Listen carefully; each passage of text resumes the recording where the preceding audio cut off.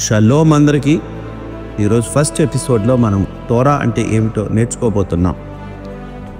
సృష్టి ప్రారంభానికి మునుపు, దేశాలు ఏర్పడక మునుపు, చరిత్రలు మొదలు కాక మునుపు ఒక శబ్దం ఉనికిలోకి ఉంది. ఆ శబ్దమే వాస్తవికతను ఉనికిలోనికి తీసుకొని వచ్చింది. ఆ శబ్దం నుండే తోరా వచ్చింది.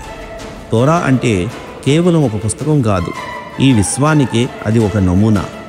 యూదియా సాంప్రదాయ ప్రకారం ఈ భూమి ఉనికిలోకి రాకమునుపే సృష్టి ఆరంభమున తోరా సృజించబడింది. తోరా అనగా ఉపదేశం అని అర్థం. అసలు తోరా అంటే ఏమిటి?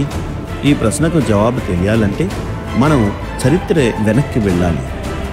అదేమిటంటే, ఎడారి మధ్యలో ఒక కొండను గూర్చిన విషయం. సాంద్ర మేఘాలు, అగ్ని మరియు ఉరుముల మధ్య నిలిచిన ఓ జనాంగం గురించి తెలుసుకోవాలి. ఇది ఏ సీనాయి కొండ యొద్ద ప్రత్యక్షత.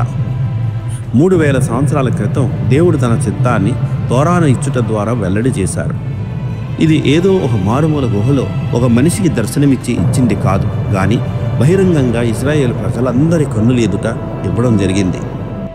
ఇప్పుడు మనం లోతైన విషయాన్ని తెలుసుకొనబోతున్నాం. తోరా 2 భాగాలుగా ఉంది: వ్రాయబడిన తోరా మరియు ఓరల్ తోరా. వ్రాయబడిన తోరా అనగా ప్రవక్త అయిన మోషే గారి ద్వారా వ్రాయబడిన 5 గ్రంథాలు: ఆదికాండం, నిర్గమకాండం, లేవియాకాండం, సంఖ్యాకాండం, ద్వితీయోపదేశకాండం.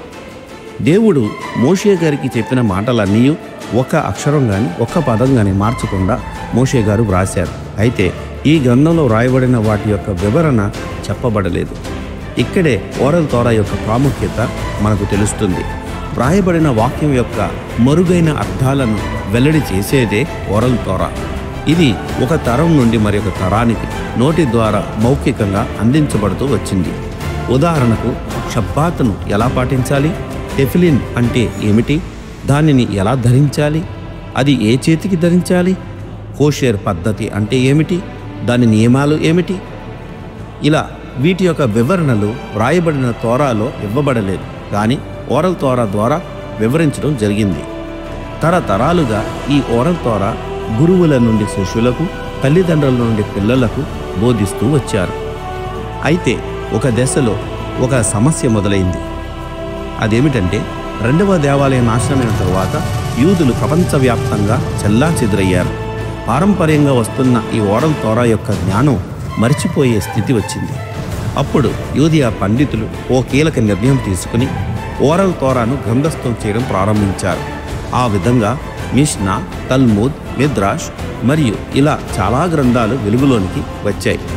ఇవివో కొత్త రచనలు కాదు, కానీ ఇవి వ్రాయబడిన తోరా యొక్క లోతైన వివరణలే అని గ్రహించాలి. ఈ విధంగా ఓరల్ తోరా కూడా లిఖించబడడం జరిగింది. కాబట్టి తోరా అనగా వ్రాయబడిన తోరా మరియు తరతరాలుగా నోటి ద్వారా అందించబడిన తోరా యొక్క లోతైన వివరణను తెలుసుకోవాలి. ఇదియే అసలైన దైవ జ్ఞానం.